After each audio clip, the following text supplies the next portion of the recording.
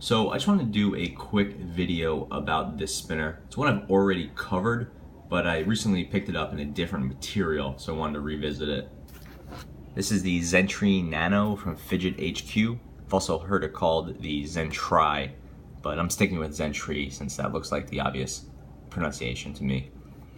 Anyway, so this is a nano-sized spinner, so on the small side. It, about 1.5 inches across. It's available in brass, steel, copper, and titanium. And obviously it's shaped like the Zentree or the C3. So it's a really nice tri-shape. And the killer feature here is this thing sells for about $27 in steel, brass, and copper. Maybe copper's a little bit more. No, $27. In Thai, it's $65. I've never tried it in titanium, but I have had it in steel and now in brass. And I'm just a big fan.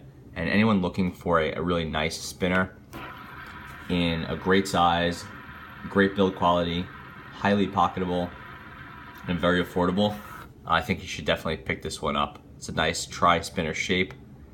Build quality is really solid. No hot spots or sharp corners or anything like that. Uses an R188 bearing and a collar, so it's very easy to replace. I have a higher friction R188 in here.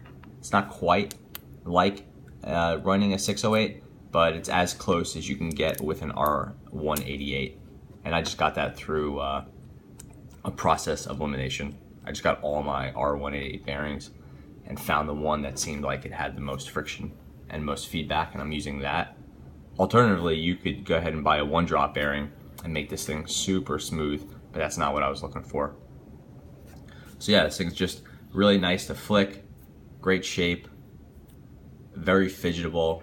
If you like the C3, I think you'll like this. I think this is actually better in a lot of ways. It's more comfortable, it's a nicer size. It doesn't look quite as cool as the C3. That thing is just aesthetically flawless, or near to it, but good on the desk. Size-wise and feel-wise, this is probably going out on a limb a little bit, but my closest comparison to this would probably be the Axis Micro. Axis Micro is obviously larger, but here's my brass Axis Micro with a 608 bearing. And here's the brass Zentree.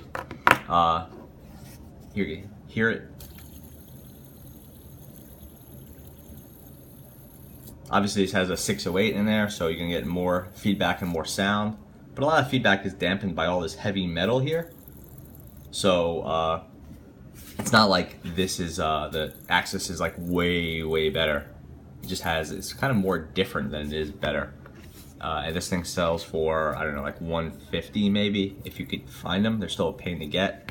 And this one is $27. Definitely a different type of feedback from that R188 versus the 608. I have a Bronson Speedco raw bearing in here. But size-wise, again, not perfect. The Axis is a bit bigger. Axis, about the same thickness. Axis has this, like, these really awesome buttons, and clearly it looks, at least in my opinion, it looks a lot cooler. Axis is clearly, approaching a metal art type thing, whereas the Zentree is more of a commodity product. But if you're taking something out to work or commuting or using it out in the street, you're better off having 5 Zentree Nanos instead of 1 Axis. Since you drop this Axis and you're going to be crying, you drop a Zentree and it's kind of a bummer, but it's not going to ruin your day. But yeah, I think that's a pretty interesting comparison just from a size standpoint.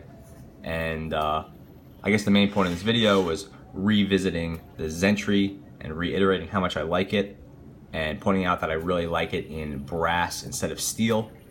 It just seems to have a little bit more sound and musical qualities to it. Again, but I prefer the brass to the steel. The steel is just a little bit dull and dead to me, which is somehow I often feel like that with steel as a material. I have yet to try it in copper, and I haven't tried it in titanium. In brass, it's 62 grams, so it's a little heavier than the steel. The copper is 68, so I may consider that.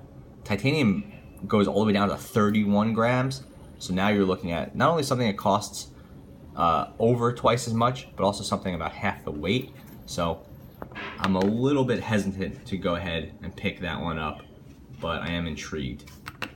Just for a size comparison, just as far as like spinning diameter goes, the closest I have is this Vorso flat top.